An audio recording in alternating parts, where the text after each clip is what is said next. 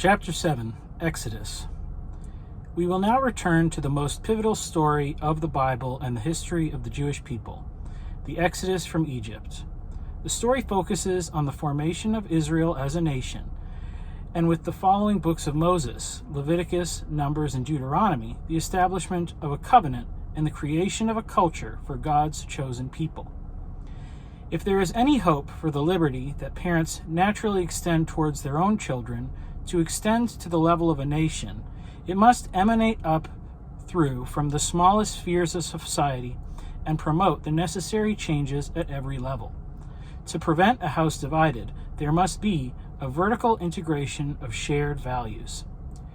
Human culture pertains to the customs, arts, social institutions, and achievements of a particular nation, people, or other social group, and other manifestations of human intellectual achievement regarded collectively. It extends from the practice of cultivating the flora, fauna, and land of the physical world. In the biblical story, the exiles from Egypt are given a new culture in the form of the Torah. The word Torah is often translated as law, and law is one of the important building blocks of creating a community larger than a village, because there needs to be a way to settle disputes. But the Torah is far more than just the law. It is a shared narrative, a story that gives a history and identity to the people who follow it. The most famous laws given in the Torah are the 10 Commandments, a set of rules that govern the interactions between God and the Israelites. These basic commandments against murder, theft, and adultery seem obvious to us, but we know that humans regularly practiced such crimes in the past, and many still do, when they can get away with them. Regular meetings to go over the laws reinforce the importance of keeping them to avoid unnecessary conflicts. We tend to think of people coming together to read the Bible as a religious ceremony, a word that has come to mean something very particular about our traditions and beliefs. There is an inherent similarity between cults and religions, as we refer to them. The word religion comes from the term ligare, as in ligaments, the things that bind a body together. Cultivation is about fostering growth. Religion keeps the new growth connected to the old. Prior to the Age of Enlightenment, there were no cultures without religion, and the evidence of the past few centuries suggests a good reason why. Without strong connections, a body falls apart. Gathering together to read, reinforce, and discuss our beliefs about reality, our history, and their meaning is the way our communities stick together. It's really the way all cultures are built. Strengthening those connections was the purpose of the Torah, reflected in the interconnected patterns woven into the fabric of the text. This included the vertical connections between the whole assembly of the nation, the 12 tribes, their clans and families, down to each individual person. While the laws were shared during the public assemblies, responsibility was given to individuals and parents to keep them present in their mind. These commandments that I give you today are to be on your hearts. Impress them on your children. Talk about them when you sit at home and when you walk along the road, when you lie down and when you get up. Tie them as symbols on your hands and bind them on your foreheads. Write them in the door frames of your houses and on your gates. Deuteronomy 6:6-9. The law Moses received from God contains a wealth of information about how the people should live. It contrasts the way the Israelites are meant to live with the way that the Egyptians and the Canaanites live. It also gives them instructions for times to celebrate and remember, holidays and feasts, and connected to them specific memories they are supposed to reinforce and teach to their children, such as the Passover, which commemorated their deliverance from Egypt. Obey these instructions as a lasting ordinance for you and your descendants. When you enter the land the Lord will give you, as he promised, observe this ceremony. And when your children ask you, "What does this ceremony mean to you?" then tell them, "It is the Passover sacrifice to the Lord, who passed over the house of the Israelites in Egypt and spared our homes when he struck down the Egyptians." The combined narrative, laws, and feasts present a fully integrated cultural package. Every practice and tradition was tied to a story, and each story and tradition reinforced and supported the culture as a whole. The centerpiece of this cultural package was the tabernacle and the Levitical priesthood. The obvious symbolic categories associated with these were the multi-leveled arena of the tabernacle and the hierarchical agency of the priests and Levites. The physical objects, places, and people were crafted and adorned to reinforce the entire history of God's creation and interaction with the people. Echoes of Eden, the Ark, and the Exodus could be seen in the structures, clothing, and actions of the liturgical service, as well as foreshadows of things to come. The cultivation of a chosen generation. Despite the many miracles God used to deliver the Israelites from slavery, the first generation of liberated Israelites complained about their experience in the wilderness, telling Moses they wished they had died back in Egypt. They had been formed too deeply by the culture of Egypt, and they could not adjust to a new way of life. When the majority agreed with the spies who said that the Canaanites were too strong to fight, their pessimistic attitude earned them an extended stay in the wilderness, and their entry into the Promised Land was delayed by 40 years. It would be easy to mistake this for a punishment, but God was doing something very intentional. As the Israelites wandered around the desert, Moses and Aaron had them follow the new cultural rules, setting up their tent of meeting, performing the services and sacrifices according to the law, and keeping the daily routines, the weekly Sabbath, and the annual calendar of holy days and feasts. While the older generation may have still grumbled about missing the onions back in Egypt, their children grew up knowing no life besides that of the wilderness. This next generation was raised fully immersed in the new culture. Their meals came through miracles, and their clothes never wore out. For this group, the idea that God could deliver a land filled with giants into their hands was not beyond belief.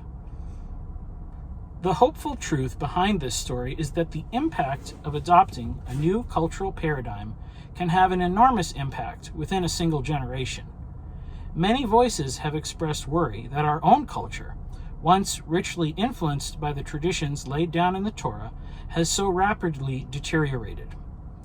As advances in technology and an influx of wealth have brought previously unimaginable opportunities to America and other Western nations, the traditions and practices that preserve our cultural values have quickly faded from our lives. The vertical integration and methods of reinforcement have been abandoned as antiquated relics of a bygone era. As each generation ages and passes away, more and more of our culture dies. These worries, while serious and understandable, need to be examined in light of the wilderness generation. The two generations, the parents exiting Egypt and the children entering Canaan, had the same set of written standards and beliefs. They both ate the manna from heaven and drank water from the rock. They both attended the service of the tabernacle and heard the words of Moses from his own mouth. Yet one group saw this emergent culture and compared it to their time living in an empire at its zenith, while the other group, who knew only the nomadic life of the desert, lived in hopeful anticipation of life in a fertile land. There were likely countless traditions picked up from the Israelites' time in Egypt that fell away as they wandered. The children who crossed the Jordan had no memories of the Nile. The 12 stones gathered from the riverbed didn't have to live in the shadows of the pyramids.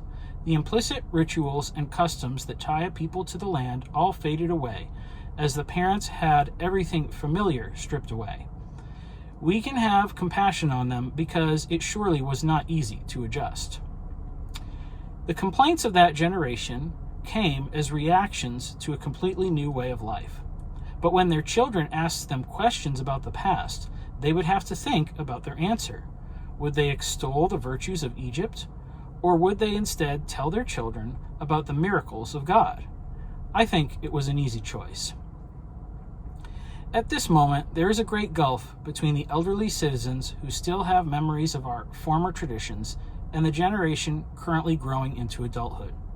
The task of connecting these groups, as well as their intermediary generations, is important.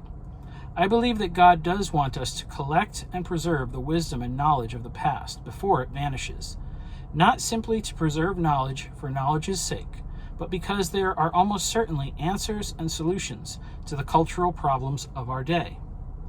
But perhaps we can consider the difficult task ahead of us in light of that generational gap in the wilderness. If things had just gone on the same as always, the cultural inertia would have transferred the knowledge and traditions of the past wholesale. It is very likely that there were a lot of unquestioned assumptions and biases that needed to be forgotten and stripped away. As we seek to harvest the wisdom of our elders while we still can, the urgency of time will necessarily compel both sides to ponder the knowledge and wisdom most central to who we are. In our laments over what is lost, perhaps we should consider that much of it may have been so many stories about meat pots and onions, the kind of memories that seem important until we hear ourselves saying them out loud. The traditions that we can recapture will all be second-hand experiences. We can't study the cultural experience of prayer in public school or family time before television the way our grandparents and great-grandparents experienced it. Anything you had to be there for is going to fade away. We can capture something of the traditions that are shared through memories and words. They will likely need to be adapted, which is why it's so important to understand the symbolic relationship between the past and the future. Old English is not the same as modern English. The words are usually different, and the ones that look the same once meant different things. It requires translation. It's still easier to figure out than Russian or Swahili, but every decade and century that passes makes the translation more difficult. Our hope should rest in the fact that truth is sturdier than lies. What is truly good and worthwhile won't be forgotten. Moses' words will last longer than the works of Ozymandias and even Shelley's memory of his name. Boots on the ground. There has been quite a lot of material written and published about how to improve and develop culture on the personal level and the family level, and in some aspects of the lower spheres of public society. There has also been a lot said and written about how to change society and culture at the highest levels, whether through political, economic, or religious action. Personal change is always important, and especially from our own perspective. From the government's point of view, issues like drug addiction, divorce, or unemployment are seen as statistical trends, indications of things getting better or worse. But regardless of national stats, these things are always primary concerns of the individuals and families involved. There will always be a place for tools that help us course correct at the individual and family levels are extremely valuable. On the other hand, people tend to spend an enormous amount of time worrying about the wrong political party coming into power, especially at the presidential level, even though the actual impact on their lives is quite minimal. Even radical changes from the top take quite a while to affect things in our own backyards. Our views are either too narrow or too broad. We think in absolutes at both the micro and macro levels of our lives. The distinctions between red states and blue states, left and right, black and white, good and evil, are all far more extreme in our perception of reality than either the broad similarities between all people or the more crucial points of distinction that have the biggest impact. What tends to be ignored is all the stuff in the middle. What is happening in our local town government? What is the environment of the schools or the business community? Is our town in an amicable situation with our neighboring cities? For that matter, what is our relationship with the people who live next door to us? Do we even know their names? We invest the smallest amount of time, energy, and wealth into these places that are just outside the border of our private property. This is the ground of opportunity. in which the rest of this book will focus: the local neighborhood, the schools, businesses, and places of meeting in our towns.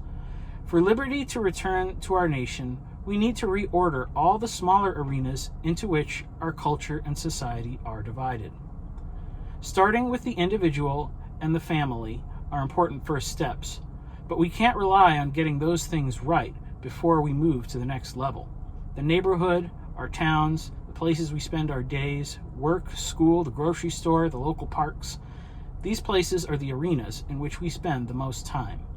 If we aren't actively using our agency to develop their shape and structure, then we are being passively shaped by the arenic qualities of the spaces we inhabit. This local barrier is the crucial step in bringing greater liberty to our nation as a whole. Vanishing third places. One of the crucial aspects of a healthy culture that has deteriorated in our day is access to third places. In sociological terms, the third place is a physical location separate from the home, the first place, and the second place, where you work. These places can include churches, cafes, bars, clubs, libraries, gyms, bookstores, theaters, and parks. The difference between frontier survival and true community is found in these third spaces. The most basic village is centered around a public square, a third place where the different people can meet and discuss the issues common to them all. The difference between the neutral meeting ground of the nipmuc and a true third space is the level of trust in which a person views their fellow man. The neutral space in the wilderness is a necessary place because it allows strangers to negotiate safe travel and become allies. Community is what develops when strangers and allies become neighbors and friends. Though our towns and cities are still full of the physical buildings and spaces that would meet the criteria of third places, they have devolved into something closer to the neutral spaces of the wilderness than welcoming places of community. Stores and restaurants are strictly transactional, offering the use of their private amenities only for those who can pay. Other gatherings are strictly limited to those who are already aligned ideologically. The culture of professionalism and political correctness has made people reticent about their personal lives in the workplace. The physical places that fostered the organic creation of meaningful acquaintances and friendships have virtually disappeared. People have always been able to disagree with friends on a variety of issues, but we are losing this ability rapidly. Algorithmic-based social media brings people together along artificially selected points of agreement, ramping up ideological tribalism. Despite this, the best place to influence culture and restore an environment of true liberty is still within these spaces. What it requires is purposeful action from those on the level of the individual, the family, and small social groups to create environments that encourage the growth of trust. The factors that separate different groups are not trivial, and that is why a variety of third places are necessary. Our social interaction algorithms, whether they are software-based or the mental models we rely on, need to be weighted towards increasing our interactions with those who stretch our own point of view. This needs to be done incrementally, but there is no other way to repair the fabric of our society besides creating opportunities to build trust. This can only be accomplished by making a large variety of third spaces available to people, not simply commercial places like cafes and bars or other leisure activities, but places where people get involved in constructive and creative interests. Some of these spaces can start online, where the controls of social media allow people to opt in or out without risk, but eventually they need to cross over into the real world. Second places first. While third places are desperately important to building a true, healthy culture, our society is in a particular place of peril due to the decline of meaningful second places. We are disconnected from our work. The main impetus for writing this book has been my own realization that meaningful work is a necessary part of satisfying life. experienced through its lack and eventual discovery. However, work alone is not sufficient. The dreams of wealth and career success have been a driving force in culture for a long time. The endless pursuit of the next promotion or acquisition can fuel a life for quite a while, but there's a cliff at the end of the road. An increasing trend among the most successful and wealthy people has been the collapse into a meaning crisis. The answer to this crisis comes not from acquiring more or achieving more, but from giving to others. This is accomplished by emphasizing the three most basic spheres of culture. First, marriage and family. Second, meaningful work, which may not be the most lucrative. And in the third places, to participate in the formation and cultivation of healthy communities. Those who have been able to achieve two of the three will have a reasonably healthy life. A good marriage and a good community can easily make up for a dull job, a common scenario among our grandparents' generation. An excellent partner and an exciting career can provide the adventurous globe-trotting lifestyle that many people aspire to. Meaningful duty and a tight-knit social structure have been the two forces that bound brothers in arms together for millennia, a compensation they gladly accept for sacrificing proximity from their loved ones. Those who can only achieve success in one area of meaning are often extremely grateful for what they do have, especially when they learn the plight of those who have even less. If what they have is a family or community of friends, they wouldn't trade either for a more exciting line of work, which shows which values belong at the top of the pyramid and which at the bottom. Unfortunately, we have not only placed the lower values above the higher, we have placed images of false gods in all three corners of life. What we desire in a partnership, in our work, and in the culture we wish to live in are skewed fantasies fueled by Dionysian desires to be free from restraint at the expense of those around us.